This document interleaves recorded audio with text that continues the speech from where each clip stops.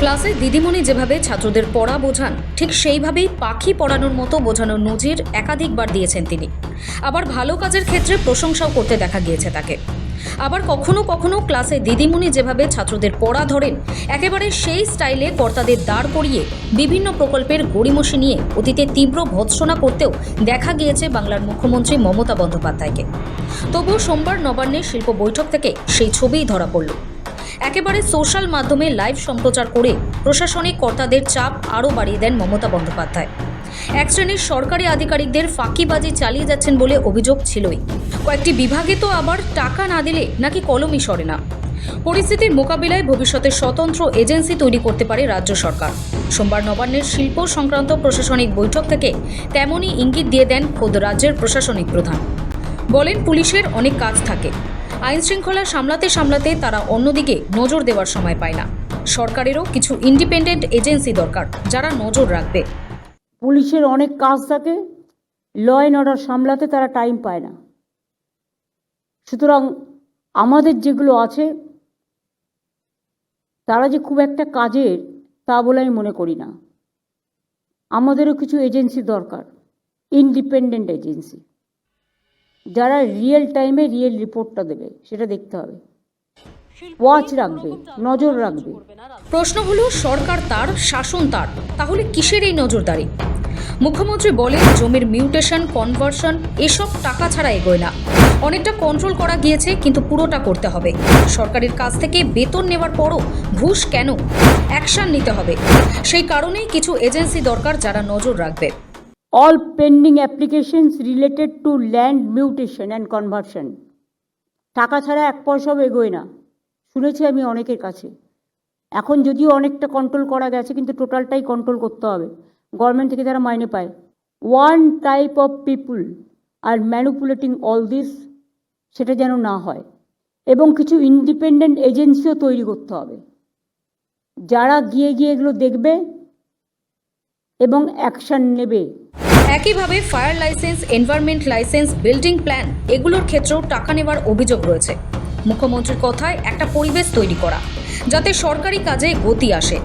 হুঁশিয়ারির সুরে মুখ্যমন্ত্রী বলেন, সরকারি কাজে ঢিলেমি সহ্য করা হবে না। গড়িমসির জন্য বাংলার ভবিষ্যৎ যেন নষ্ট না হয়, সেটা দেখার দায়িত্ব কিন্তু সরকারি কর্তাদেরও। কোনো রকম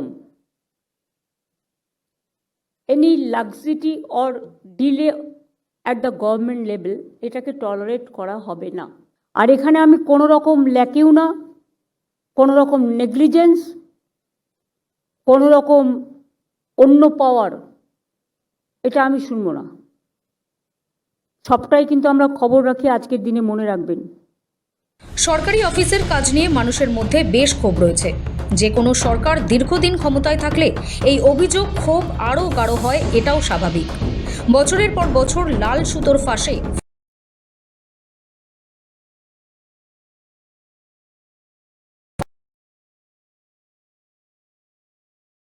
তবে মুখ্যমন্ত্রীর কথায় ব্যাং লিখছেন না কাকের ঠ্যাং লিখছেন, সেটাও অনেকে দেখেন না। কিন্তু এই জিনিস আর বরদাস্ত করা হবে না। সিরিয়াসলি দেখতে হবে, স্টাডি করতে হবে। অনেক ডিপার্টমেন্ট চুপচাপ নিচের তলায় অফিসারদের হাতে ছেড়ে দিয়ে বসে থাকে। তারা ব্যাং লিখছে না কাকের ঠ্যাং লিখছেন সেটার দিকে লক্ষ্য রাখেন না। নিজেকে স্টাডি করতে হবে, পড়তে হবে। আমার কাছেও প্রচুর ফাইল আসে, আমাকেও পড়াশোনা করতে হয়।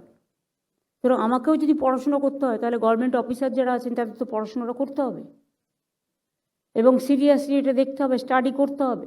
একটা জিনিস মনে রাখবেন, কখনো কখনো লাল খাতার টেপে, রেড ট্র্যাপ আমরা যেটা বলি, উই মাস্ট রিমুভ ব্যুরোক্র্যাটিক হ্যান্ডেলস। কোথায় কাজ হচ্ছে, কোথায় শুরু হয়েছে, কোথায় আটকে আছে, আটকে থাকলে কেন আটকে আছে, তার সমাধান কি, সব দিকে কমিটিকে তীক্ষ্ণ নজর রাখতে হবে। কোথাও কোনো বাধা থাকলে তার দ্রুত নিষ্পত্তির দায়িত্ব আপনাদের সবার। গড়িমসির জন্য যেন বাংলার ভবিষ্যৎ বিঘ্নিত না হয়। সোমবারের বৈঠকটি ছিল মূলত রাজ্যের শিল্পায়নে গতি আনার বিষয়। তবে সেই বৈঠক থেকে শিল্পপতিদের উদ্দেশ্যেও মুখ্যমন্ত্রীর বার্তা, কেউ কিছু চাইলে যেন না দেন। স্থানীয়ভাবে কোনো নেতা যদি টাকা চায়, সরকারের কাছে কমপ্লেন করবেন, অ্যাকশন হবে। কোনো ইন্ডাস্ট্রি করবার জন্য কেউ কিছু চাইলে দেবেন না, প্রয়োজন নেই।